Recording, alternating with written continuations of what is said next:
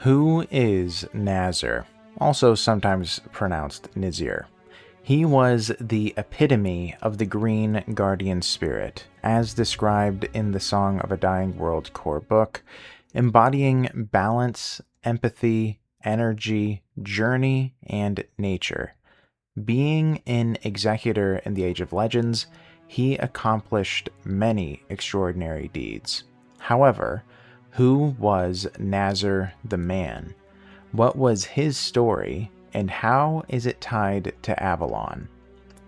Naazer was born near Alexandria, the capital of Al-Bahi, a sophisticated southeastern province far from Camlan, where Arthur ruled before sailing to Avalon. Raised in a noble family within Al-Bahi's elegant culture, Naazer was tutored in fencing and poetry from a young age. An exceptional student, he excelled in his studies but was particularly drawn to fencing, captivated by its simplicity and the thrill of combat. An adventurer at heart, he devoured books about travel, botany, geography, and cartography, nurturing a lifelong love for the southern and eastern lands. His curiosity and erudition earned him respect, with many seeking his counsel across various fields. A true jack of all trades, Naazer relished the journey of mastering new skills and uncovering knowledge. As a young adult, his writings spread across Al-Bahi, shaping the kingdom's cultural landscape with his eloquent voice. As a learned nobleman in Alexandria, Naazer began courting a free-spirited woman whose fiery passion captivated him, setting her apart from the typical nobles that he knew.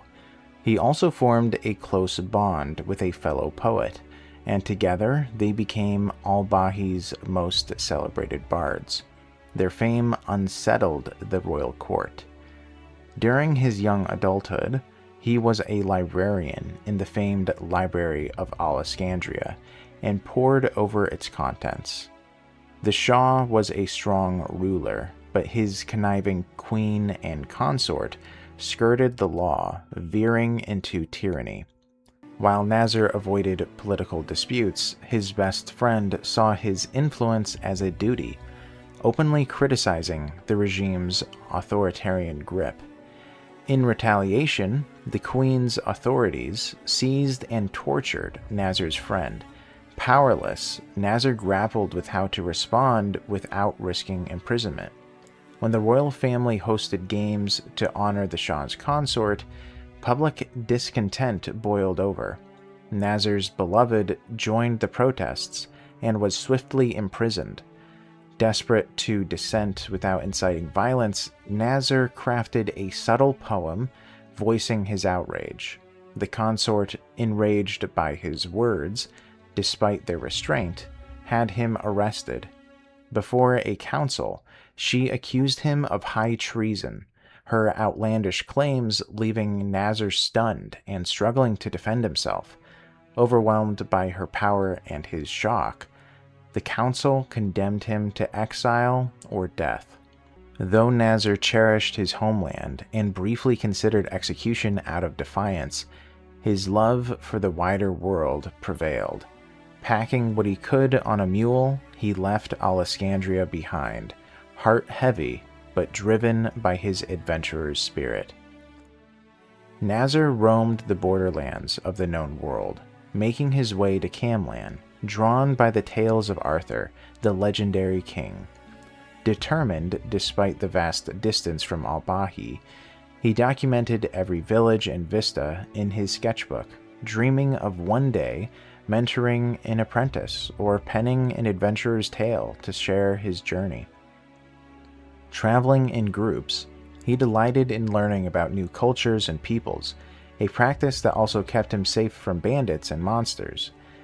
When forced to fight, Naazer's elegant swordsmanship, honed since childhood, dispatched foes with grace. After 40 exhaustive months, he reached Camlan, a city as magnificent as he had hoped.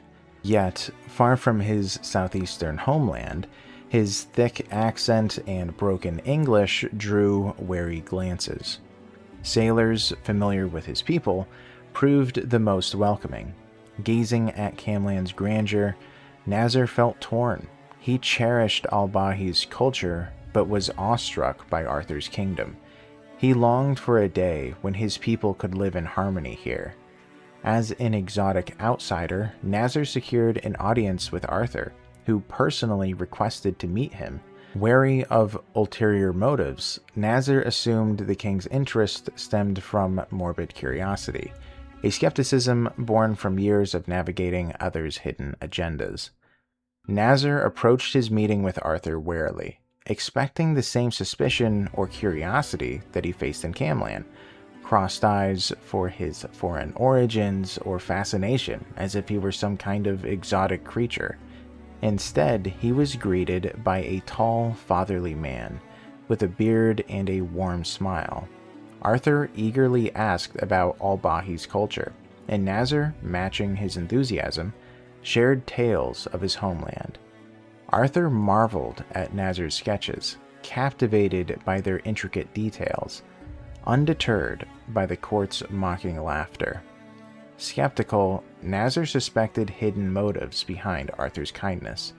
When Arthur invited him to stay in Camlan as a nobleman, Naazer assumed it was part of some larger scheme. Yet, as days turned to weeks, their conversations, often away from the court, revealed Arthur's genuine nature. Both shared a passion for exploring the obscure and distant, and Naazer's skepticism began to crumble. No man, he thought, could embody such kindness, brilliance, tact, love, steadfastness, honesty, nobility, and selflessness. Yet Arthur defied this belief. Naazer finally understood why the homelands hailed him as the King of Kings, a singular exception who reshaped Naazer's view of what a leader could be. Then came the Red Death. The Red Death swept through the world like a wildfire, turning countless people into plague bearers. As a noble, Naazer was escorted to safety while Arthur grappled with the crisis. Learning of Avalon's rumored cure, Arthur organized a mass exodus, sending letters to leaders across the world, including Al-Bahi's Shah and Queen. Humanity's remnants set sail for Avalon, but Naazer's people from Alexandria likely never made it, a loss that weighed heavily on him as he cherished his homeland's vibrant culture and feared its extinction. As part of the elite on the ships sailing to Avalon, Naazer was spared from the horrors of disease and starvation, with nobles fed first and shielded from want. In the years that followed, he contributed to Avalon's exploration, his sketching skills proving invaluable. While most settlers lamented Avalon's harsh conditions, Naazer embraced the change, captivated by its untamed landscapes and the mysterious weirdness. Eager to chart the unknown, he assisted the Royal Geographical Society, though he never formally joined, playing a key role in mapping Avalon. When Arthur announced an expedition to the far west to locate a lost fleet, Naazer was chosen to join, tasked with charting the uncharted lands. With his spyglass, sketchbook, and saber in hand, he boarded a ship alongside Merlin's expedition, ready to explore Avalon's wild frontiers. For those unfamiliar with what followed, check out my Tainted Grail lore saga series for the full story. The expedition to find the lost fleet ended in disaster, overwhelmed by four-dweller giants in the weird-soaked lands of Avalon's far west. Countless knights, lords, and captains perished, but Naazer, the sole surviving geographer, guided the remnants to safety. His skills, honed in cartography and navigation, proved vital in the untamed wilderness, though the weight of his leadership unnerved him. Typically deferring to Merlin, Sir Peleus, and Captain Thibault, Naazer stepped up as their guide. determined to lead the survivors back to Tainted Grail. With few commanders left, he was promoted out of necessity, suddenly responsible for hundreds of soldiers. Those who once scorned him in Camlan were now following his orders without hesitation. After a grueling trek, Naazer, the Balt, and a few others returned to Arthur's capital.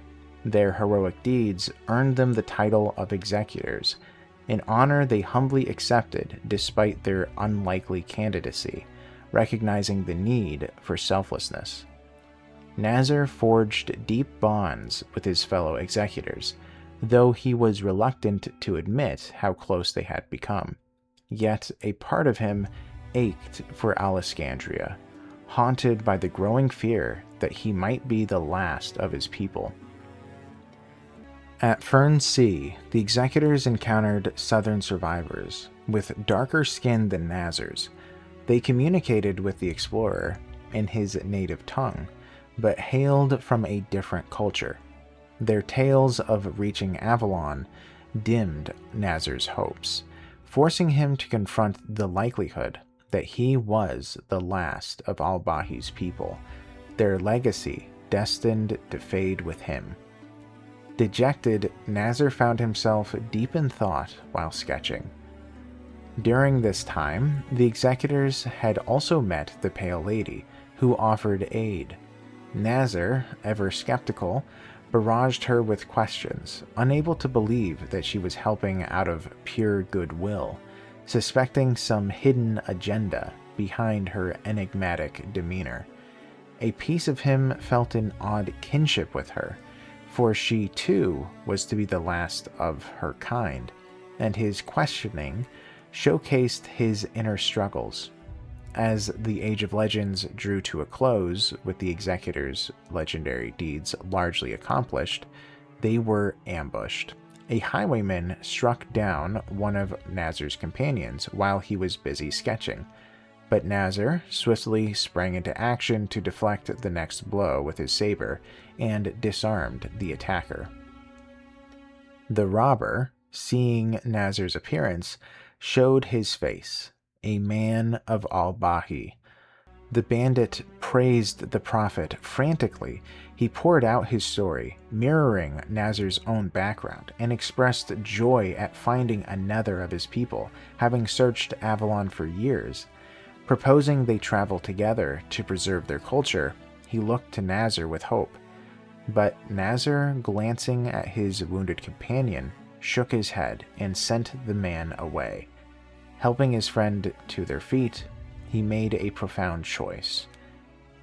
If you are to be the sole custodian of the knowledge, customs, and histories of your empire, so be it. You won't spend your life in resentment, desperately clinging to the past. After a Pyrrhic war, Arthur's victory led to the executors being named guardian spirits of Avalon. Naazer, embodying the color green, symbolized balance, empathy, energy, journey, and nature, having found his true purpose in the world. After the Age of Legends, I imagine Naazer became a royal geographer, perhaps contributing writings to Avalon's historical annals. Settling in Connacht, he stayed connected with his Age of Legends companions and never ceased exploring. Drawn to the mouth of Tuathan, he saw it as a land ripe for discovery. Though details are scarce, Naazer married a woman who embraced his wanderlust, and together they raised a daughter. He poured his entire legacy, language, customs, and history into her, teaching her that as long as she lived, Al-Bahi's culture would endure. For Naazer, raising her was his greatest adventure. On his deathbed, he passed his cherished sketchbook to her, smiling as he died, certain his heritage would live on. He was buried in the Weirdness's Edge, a place he loved to explore. His daughter carried forward his values, passing them to her own family. But over generations, Naazer's language faded, and his sketchbook became unreadable. Centuries later, as his belongings became inexplicable heirlooms, his descendant Kosul took up the challenge to solve their riddles. Driven by an adventurous spirit like Naazer's, she deciphered the sketchbook, unlocking mysteries of the Age of Legends. Determined to revive his legacy, Kosul ensured Naazer's flame would never burn out.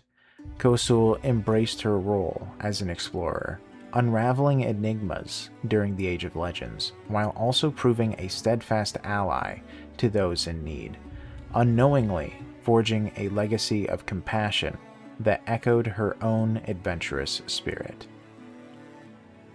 Naazer's journey from eccentric nobleman to invaluable explorer makes him integral to the Tainted Grail backdrop.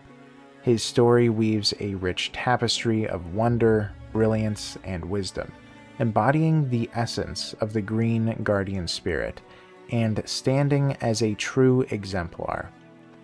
Thanks for watching this deep dive into Naazer's lore, or Naazer if you pronounce it that way. If you enjoyed it, please like, subscribe, consider joining our Discord, and share your thoughts in the comments. Stay tuned for more Tainted Grail character breakdowns, and yeah, I'll be seeing you guys next time. See you later. Bye-bye.